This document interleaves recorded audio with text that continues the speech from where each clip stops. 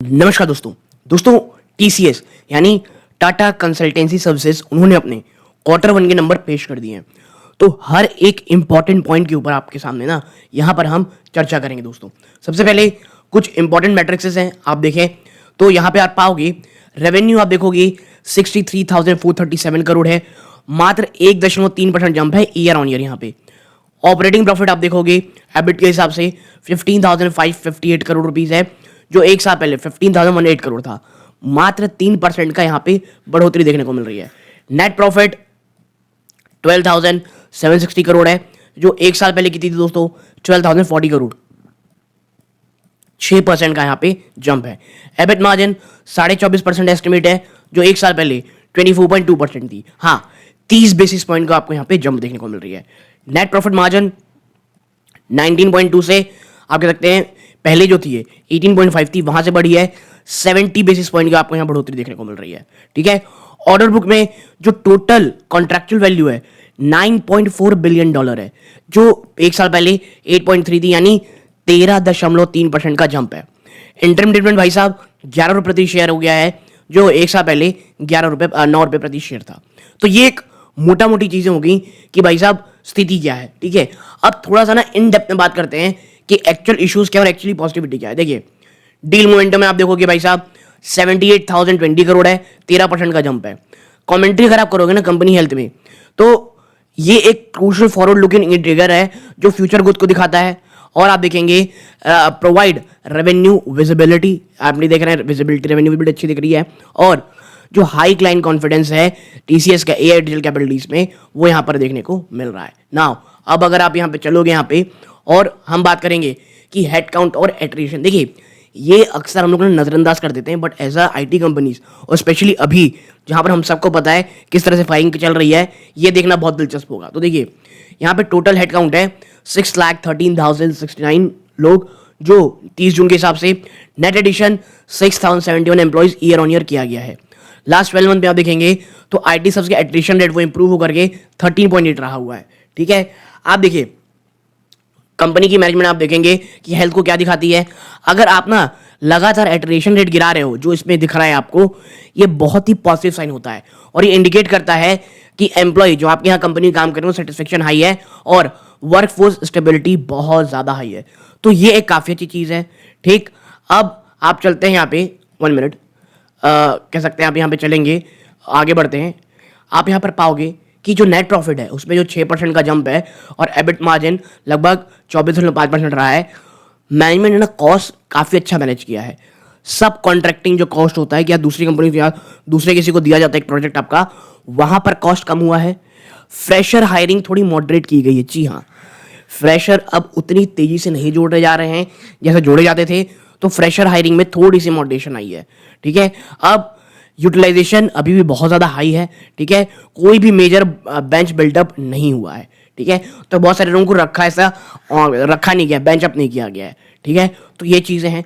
अगर आप revenue analysis करोगे, जो बहुत ज़्यादा ज़रूरी, आप देखोगे ग्रोथ आपको इस बार म्यूटेड होती दिखाई दी है। बहुत प्रॉब्लम, एक मैक्रो हेडविंड है यूएस और यूरोप में। प्रोजेक्ट स्लो डाउन देखने को मिल रहा है। क्यों?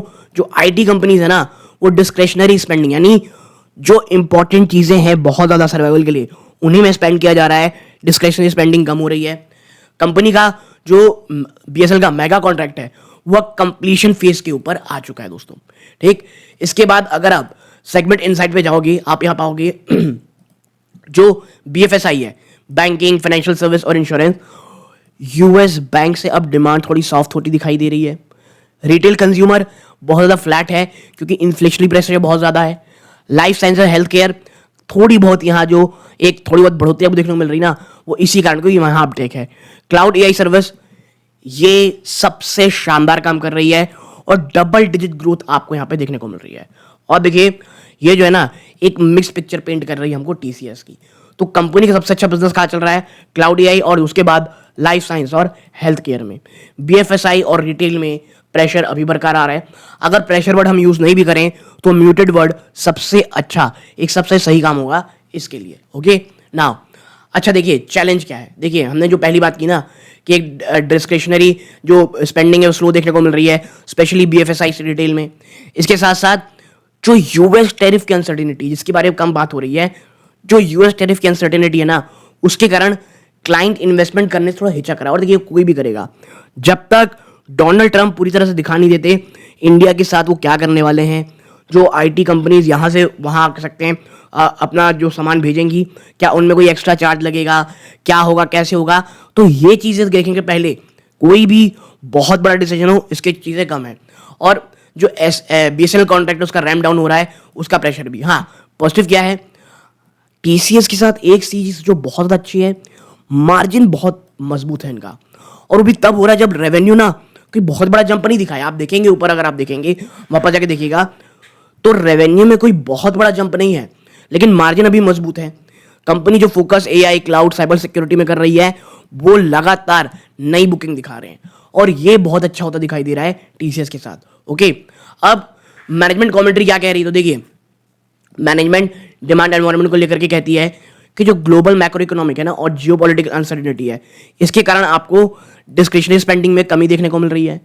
क्लाइंट या तो डिले कर रहे हैं या डाउन साइज कर रहे हैं अपने नॉन एसेंशियल आईटी प्रोडक्ट। जो ये डिस्क्रिशनरी स्पेंडिंग आप हर जगह सुन रहे हैं ना, कम हो रही है कम हो रही है, इसका मतलब ही यही है क्लाइंट्स या तो जो आप कह सकते हैं जो बहुत बड़े कॉन्ट्रैक्ट दिए थे उसे थोड़ा कम कर रहे हैं, या अगर कोई आईटी प्रोजेक्ट बहुत ही ज़्यादा जरूरी नहीं है तो उसे हटा दिया जा रहा है। जो बीएफएसआई रिटेल है वो सबसे ज्यादा मार झेल रही है इस चीजों का। ठीक है, आप आगे बढ़ोगे, रेवेन्यू परफॉर्मेंस नजर डालोगे तो आप पाओगे जो रेवेन्यू ग्रोथ है उसका जो सबसे बड़ा इंपैक्ट उसका आया है वो जो लार्ज बीएसएनएल कॉन्ट्रैक्ट था ना, उस पर जो रैंप डाउन हुआ वो, और जो एक टाइम इंपैक्ट पड़ा है जो अब बीएसएनएल प्रोजेक्ट नियरिंग कंप्लीशन पे है। ठीक है, तो इस कारण एक चीज है, और कुछ साइक्लिकल डिलेज है जो आगे जो क्लाइंट जो हमने ऊपर बताया ना कि भाई साहब नॉन इसेंशियल आईटी प्रोडक्ट हटाया जा रहा है, उस कारण जो हेजिटेंसी दिख रही है आपको, जो डील साइकिल है वो बड़ा होता दिखाई दे रहा है। क्योंकि भाई साहब जब तक डील ऑनलाइन होगी ही नहीं, सिर्फ प्रोजेक्ट ही लटके रह जाएंगे कि हाँ भाई हाँ करेंगे या नहीं, तो वो साइकिल है वो और बड़ा हो जाता है ना। प्रॉफिटेबिलिटी और मार्जिन, तो आप यहाँ देखोगे बहुत ही अच्छे तरीके से प्रॉफिटेबिलिटी को मेंटेन किया गया है by focusing on execution, utilization और कॉस्ट ऑप्टिमाइजेशन। अच्छी चीज़ क्या है, ऑपरेशनल डिसिप्लिन जो दिखाया गया ना, हर जगह से सब कॉन्ट्रैक्ट कॉस्ट कम किया गया, यूटिलाइजेशन बढ़ाया गया, कॉस्ट ऑप्टिमाइजेशन किया गया, उसके कारण एबिट मार्जिन काफ़ी हेल्दी है 24.5% का। और हायरिंग ऑफ बेंच स्ट्रेंथ ये काफ़ी अच्छे से मैनेज किया जा रहा है। ठीक है, नाउ अब अगर आप देखोगे कि कमेंट्री क्या है ओवरऑल, तो देखिए टीसीएस ने एक स्टेबल क्वार्टर आप कह सकते हैं रिजल्ट दिखाया है। ठीक है, और 63,437 करोड़ का रेवेन्यू, 12,760 करोड़ का नेट प्रॉफिट, 6% का ईयर ऑन ईयर जंप। जबकि ग्रोथ काफी मॉडेस्ट रही है ग्लोबल मैक्रो चैलेंजेस और बीएसएनएल रैम डाउन के कारण, प्रॉफिटेबिलिटी अभी भी स्ट्रांग है और एबिट मार्जिन बहुत अच्छा है। कंपनी ने एक हेल्दी डील विंस ली है लगभग $9.4 बिलियन की, जो सबसे ज्यादा जो आप सकते डिमांड आ रही है वो एआई, क्लाउड और डिजिटल ट्रांसफॉर्मेशन से आ रही है। मैनेजमेंट बहुत ज़्यादा कॉशियसली ऑप्टिमिस्टिक है और वो साइड करती है कि हमारे पास एक रोबस्ट पाइपलाइन है और कॉस्ट कंट्रोल में हम बहुत ज़्यादा डिसिप्लिन हो चुके हैं। टीसीएस लगातार फोकस कर रही है हाई वैल्यू सर्विस में, जबकि जो अनसर्टेनिटी है उसे उसके जो उतार चढ़ाव है उसे बहुत अच्छे से वो पार कर रही है दोस्तों।